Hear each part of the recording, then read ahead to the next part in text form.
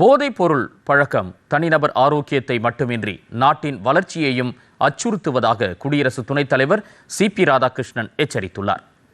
பெங்களூருவில் இன்று நடைபெற்ற ராஜீவ்காந்தி சுகாதார அறிவியல் பல்கலைக்கழகத்தின் நிறுவன நாள் விழா மற்றும் போதைப் பொருள் இல்லாத பாரதம் மாநாட்டில் குடியரசு துணைத் தலைவர் சி.பி. ராதாகிருஷ்ணன் முதன்மை விருந்தினராக கலந்து கொண்டார். நிகழ்ச்சியில் பேசிய அவர், போதைப் பொருள் பழக்கம் தனிநபரின் ஆரோக்கியம் மற்றும் கல்வியை பாதிப்பதோடு நில்லாமல் நாட்டின் உற்பத்தி திறன், சமூக ஒற்றுமை மற்றும் ஒட்டுமொத்த தேசிய வளர்ச்சி ஆகியவற்றுக்கே பெரும் அச்சுறுத்தலாக விளங்குவதாக எச்சரித்தார்.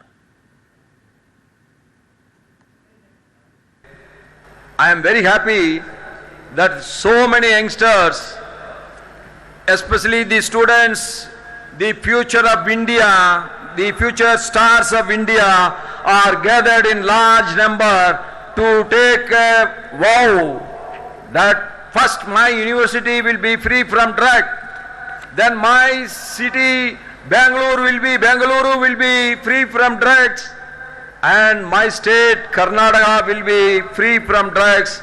That will lead India will be free from drugs, and the next step from India it will reach the globe.